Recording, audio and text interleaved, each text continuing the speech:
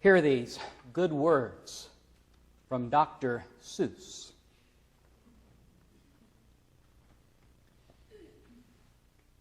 Every Who in Whoville liked Christmas a lot. But the Grinch, who lived just north of Whoville, did not. Oh, the Grinch hated Christmas, the whole Christmas season. Now, please don't ask why. No one quite knows the reason. It could be that his head wasn't screwed on just right. It could be, perhaps, that his shoes were too tight. But I think that the most likely reason of all may have been that his heart was 2 sizes too small. But whatever the reason, his heart or his shoes, he stood there on Christmas Eve hating the Whos, staring down from his cave with a sour, grinchy frown at the warm lighted windows below in their town. For he knew every Who down in Whoville beneath was busy now hanging a mistletoe wreath. And there they're hanging their stockings. He snarled with a sneer, "Tomorrow is Christmas. It's practically here." Then he growled with his Grinch fingers nervously drumming, "I must find some way to stop Christmas from coming." Oh, well, tonight is the night, and Christmas is coming, and regardless if you are ready or not, in just a few hours, it will be here. And an old green Grinch cannot stop it from coming, nor can any power on earth. The story of how the Grinch stole Christmas is probably one of my favorite Christmas stories, and I especially like the first version of the story, and it's probably because of I watched that when I was a child.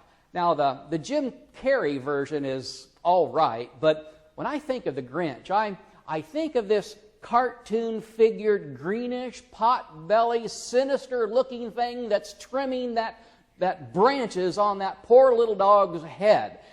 What a great story. What a great story. And I believe Dr. Seuss understood something about people. And that is seen in his books, that we're all fallible. Even when we try as hard as we can still blow it. And on the other side, we are all capable of getting it right, doing the right thing. I have no doubt that Dr. Seuss understood the concepts of grace and forgiveness, of mercy and transformation, and each of these are seen in the story of the Grinch. What a great theological story this really is, and how true it is to our life. Because you see, there are Grinchy people in our world, and some of these folks seem to be almost Grinchy all year long. And why is that? Are their shoes too tight? Are their panties twisted? I don't know, but there are Grinchy folks out there, and maybe some of these Grinchy folks are Grinchy because this is all they've ever known. They come from a long line of Grinches. And some folks are Grinchy because there might be some great pain in their life. They've been hurt in a way that no person should ever be hurt. And that can make you a little twisted. So people who have been hurt a lot sometimes hurt others a lot. And other folks are just Grinchy because this is how they've learned to get their way in life. If they use an angry enough tone or they act ornery enough, then people give in and they get their way. But then there are those folks who are like those Whos in Whoville. Like little Cindy who is just sweet and kind and caring and loving just almost all the time. Even though life has thrown to her its share of curveballs, yet she is still open. And you know people that have had one issue after the issue after frustration after frustration, but yet are still open, beautiful, loving people. And I bet you can probably name some folks that fit both of those types tonight. The Grinches, the Whoville folk. Well, tonight, if you were to name a biblical Grinch, hands down, it would be King Herod. We heard part of his story as the wise men came looking for the Christ child following the star. You see, Herod was the first Christmas Grinch. And like the Grinch of Whoville, he hated the thought of Christmas coming. But not because of the celebrations of Whoville or the roast beast. He hated the thought of Christmas because it meant that a child king was to be born. And two kings would be one king too many. Herod needed to protect his kingdom. It's good to be king, but it's even better to stay king. You see, Herod wasn't king by birthright or by election. In fact, he wasn't even an Israelite. He was an Edomite. And he was ruler over the land because Rome had given him the throne. And so Herod was naturally always looking over his shoulder, afraid that someone might be coming up through the ranks that might take his position. He was always in fear that someone would unseat him from his throne. And so this led him to be terribly corrupt and ruthless. When the scriptures say to us that Herod was disturbed and all of Jerusalem with him, wow, that was an understatement. And it wasn't because the people of Jerusalem were upset that a child king was going to be born. It was because they knew what Herod was capable of and what Herod quite likely was going to put them through because of this new child king. It would be a very dangerous place for everyone. You see, Herod had a reputation of being vengeful and ruthless. History tells us that his 16-year-old brother-in-law tried to make a name for himself, and Herod playfully held the boy's head under water until he quit moving. He put to death one of his wives just because she wanted to advance her family's social position, and it didn't endanger the throne at all, but hey, it might affect him some way, somehow later on, so off with her head. He even had two of his sons executed because he heard a rumor, mind you, that they might be engaged in some kind of plot against him. So just to be on the safe side, he had them taken care of too. And of course, what we read in the Christmas story is how Herod wants to find the location of this new child king so that he too can come and worship him. Right. When the wise men don't return, Herod sends his troops into Bethlehem, where they slaughter all of the children aged 2 or so and younger, thinking that if he kills all of these children, somehow, some way, he might hopefully get the one that he wants. Oh, Dr. Seuss's Grinch had nothing on the first Grinch of Christmas. Herod's goal was to stop Christmas from coming. His plan was to hijack Christmas, to stop Christmas any way that he could. But can you really stop Christmas from coming? Can you stop the one who just speaks the word and the sun and the moon and the stars are formed? Is it possible to overthrow the plans of the one who with his breath just can part the waters of the sea or move mountains? Is it possible to overthrow the plans of God? I don't think so. Herod tried. Herod tried with all of his might to hijack Christmas. And in all of this trying, his heart became even more calloused and cold. Instead of letting the light of Christmas into his heart, the joy of Jesus into his life, instead of letting or opening his eyes to what God was doing right there in his midst, Oh, he closed himself off to everyone around him. He embittered his kingdom against him. He destroyed his family, and he only had the kinds of friends that money could buy. History tells us that when Herod died, he died an excruciating death. But maybe what even made it worse is that he died alone, with no one who really cared or would even carry out his last requests. And I just can't help but to wonder what King Herod's life could have been like if he had just let the light of the Christ child in. What his life could have been like if he would have just allowed that light of Jesus to touch his heart and life instead of spending his lifetime trying to extinguish this light. Well, Dr. Seuss's fictional story of the Grinch has a very different ending than Herod's.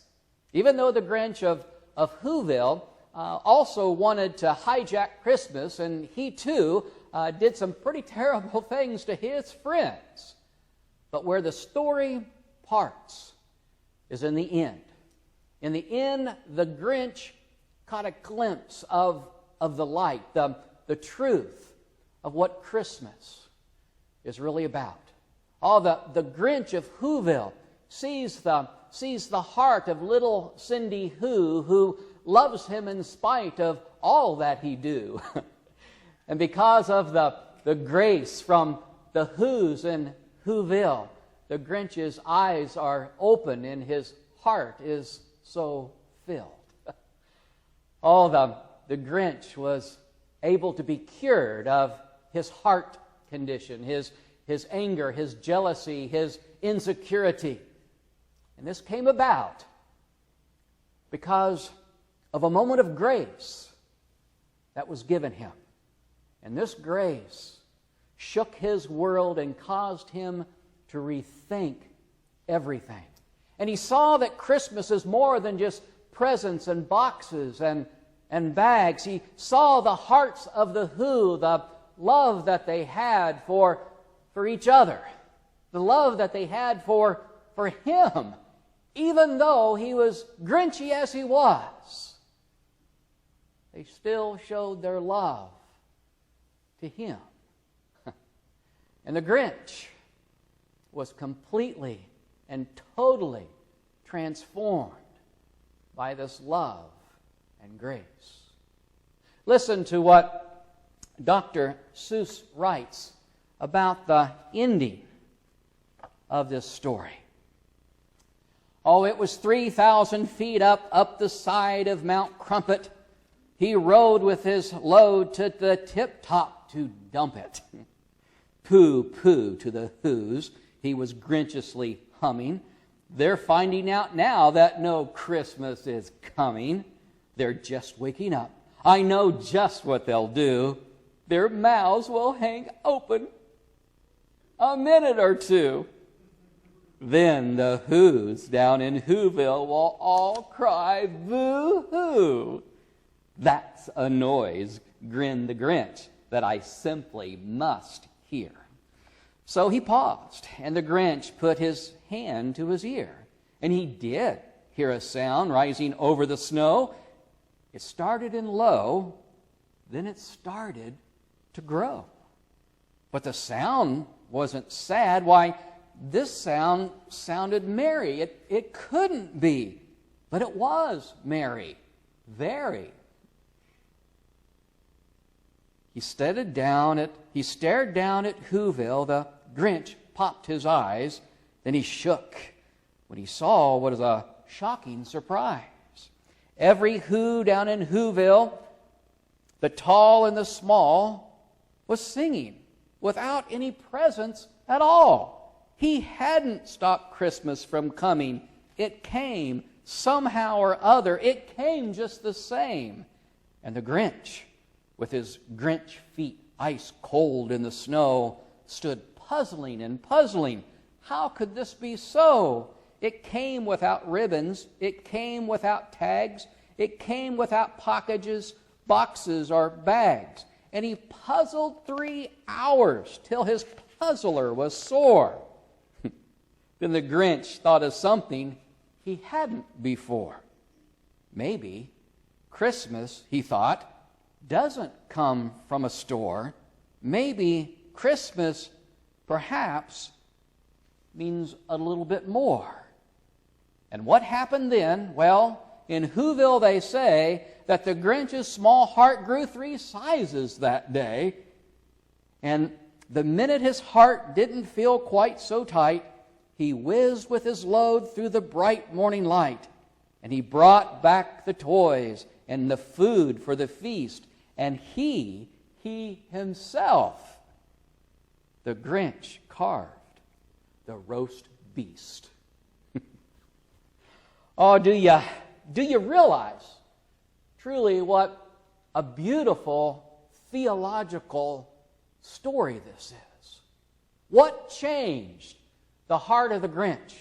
It wasn't the ribbons, it wasn't the tags, it wasn't the packages, boxes, or bags. What changed the heart of the Grinch?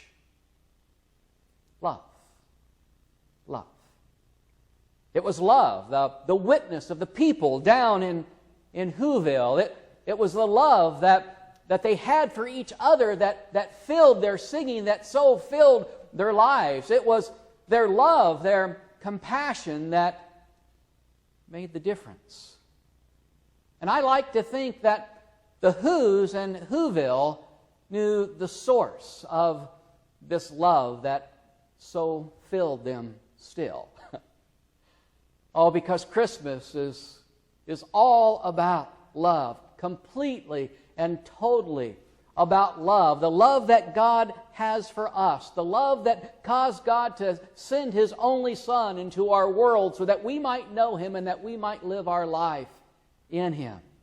Oh, Christmas can never be hijacked or stopped, not by a king, not by a Grinch, not by a virus, not by any power in this world. Because Christmas is about love, God's redeeming love for you. God loves you. I want you to hear that above anything and everything else this Christmas. This is God's gift for you. God loves you. That's why we have Christmas. And you are a vital part of God's plan.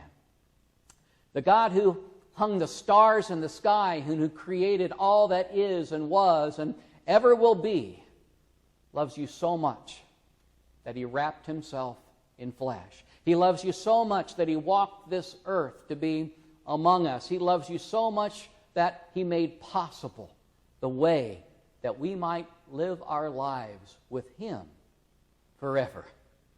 This is the good news of Christmas.